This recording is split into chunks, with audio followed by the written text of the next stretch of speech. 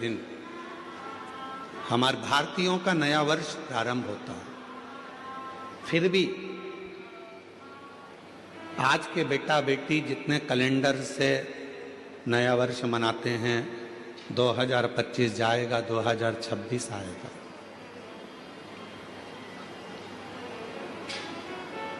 शिव महापुराण की कथा इस 2025 में आपके मुंबई में हो रही है। जब अगला 2026 आए तो यहाँ पर जितने शिव भक्त बैठे हैं वो भगवान से ऐसी प्रार्थना कर कर जाना कि मेरे भोले बाबा हमको उस लायक बनाना कि एक बार हम भी अपनी मुंबई में शिव महापुराण की कथा खुद करें। इतना सामर्थ्यवान हमको बनाना। अब उतना सामर्थ्यवान बनने के लिए आपको दो चीजें चाहिए। आप सब 2026 जब प्रारंभ हो तो दो चीजें अपने पास में रखना, एक मेहनत और दूसरा महादेव। अगर आपके पास में है तो आप 2026 में एक ना एक बार शिव पुराण की कथा जरूर करवा सकते हो। मेहनत और महादेव। आज व्यक्ति मेहनत से पीछे हट जाता है। शिव महापुराण की कथा कहती है दुनिया में ऐसा कोई कुर्सी नहीं, ऐसा कोई सिंहासन नहीं, ऐसा कोई पद नहीं जिस पे तुम नहीं बैठ सकते।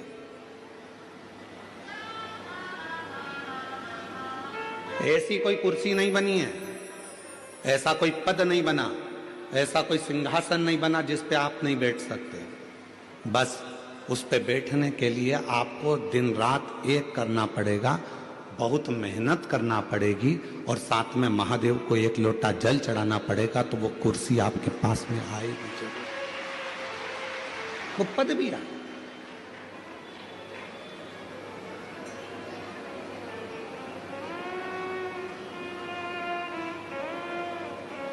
एक लाइन है, जो डर गया जम के बोलो उमर गया। मेहनत से क्या डरना, विद्याध्ययन से क्या डरना, परिश्रम से क्या डरना।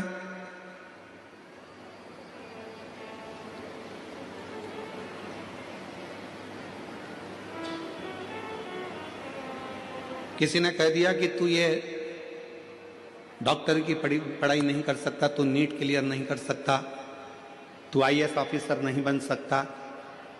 जिसने कहा उसी दिन अपने मन में संकल्प कर लीजिए कि अब मैं नीट क्लियर कर रहूंगा, अब मैं सीए क्लियर कर रहूंगा, अब मैं आईएएस ऑफिसर बनकर रहूंगा।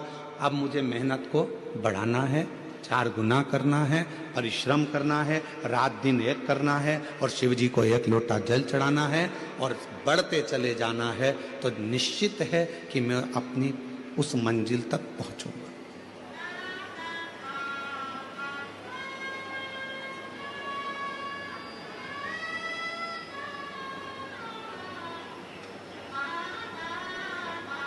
शिव पुराण करती क्या है?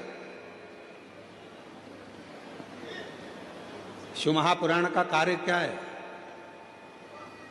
जो होश में है शिव पुराण उसमें जोश भरती है। किसको जोश भर रही है?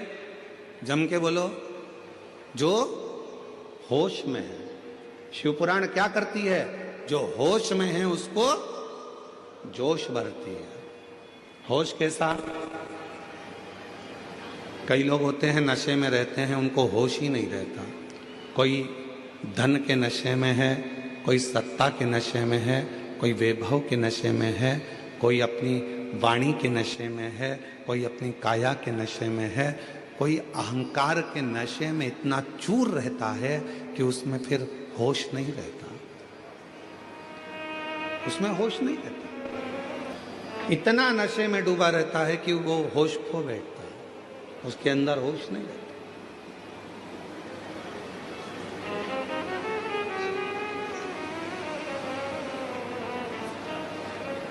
नशा केवल मदिरा का, दारू का नहीं होता, नशा अहंकार का भी होता है, धन का भी होता है। और याद रखना,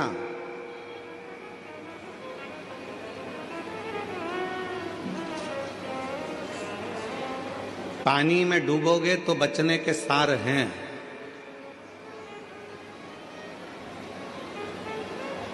पानी में डूबोगे तो बच भी सकते हो, पर याद रखना दारू की प्याली में डूबोगे तो जिंदगी में कभी नहीं बच पाओगे। पानी में डूबने वाले को बचाया जा सकता है, पानी में डूबने वाले को रोका जा सकता है, पानी में डूबने वाले को थोड़ी सेफ्टी दी जा सकती है, पानी में डूबने वाले को बचाया जा सकता है, पर प्याली में डूबने वाले को बचाना कठिन हो जाता है, बहुत कठिन। और उससे भी ज़्यादा कठिन है अहंकार के नशे में डूबने वाला व्यक्ति, अभिमत्ता में डूबने वाला व्यक्ति।